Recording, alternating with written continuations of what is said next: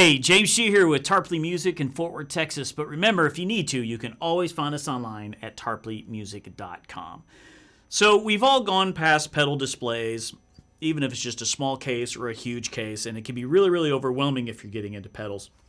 And so I thought it would be fun, and we're going to do several kind of a versus or a comparison of two pedals of kind of the similar type that are somewhat close in price. So today I chose two really great Overdrive pedals. The first one is the transparent Overdrive Horsemeat, the new Paul Reed Smith pedal. And then we have the Strymon multi-stage drive called the Riverside. So these are about $50 difference here. So PRS just a little bit less expensive.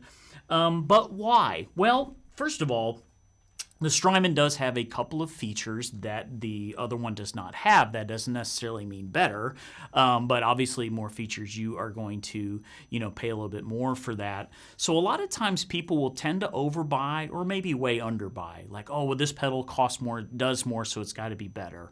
Well, not if you don't use it, right? So and that would be kind of a neat way to go with these two pedals and to show that. So first of all, the Horsemeat, very good, great old school overdrive. He's really trying to base it off like old vintage, like the Klon Centaur kind of a pedal. And then it does have a voice switch to kind of take you to a fatter voice over to kind of a glassier overdrive. As for the Riverside, has a low gain, which is kind of your old school typical overdrive, and then a high gain would be more like your modern style, and then you have a drive level between that. The Strymon does have a 3-band EQ, as for the Horsemeat has treble and bass over the top of that. And then the one other feature that the Riverside can do, it actually has a switch that will give you a mid-push. So if you're really trying to really overdrive the overdrive to get a little ridiculous, this pedal can do that, as well as it does have a function where you can actually do some noise reduction on it using the drive knob. So obviously there are a few more features here, but I kind of dialed them in pretty close, and really what I want to do is just kind of show, just play a lot of these two pedals so you can hear the differences. We're going to do it with 3 different guitars.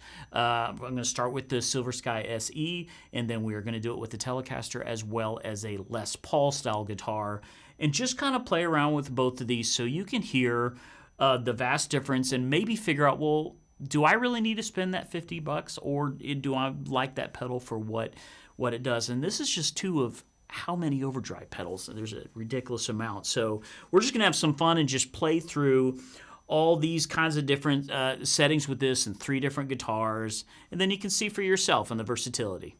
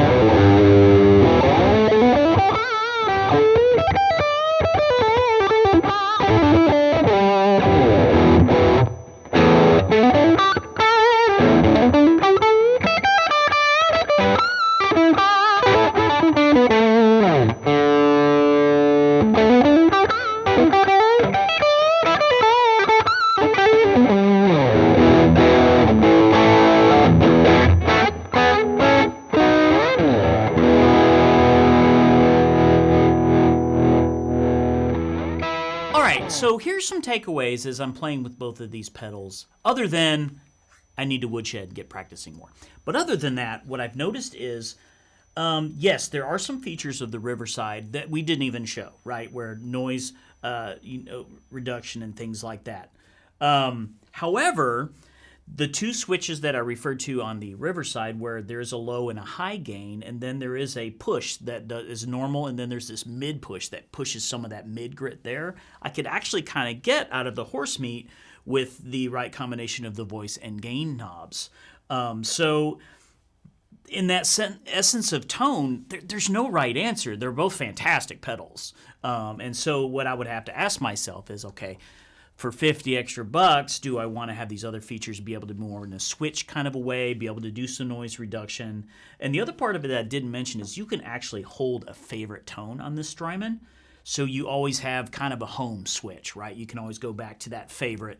But both, to me, both sound fantastic. There's the gain on the Horsemeat gains a whole lot more, as of course the Riverside can do that, but you're going to hit, if you want that more of a modern kind of overdrive, you're hitting the high.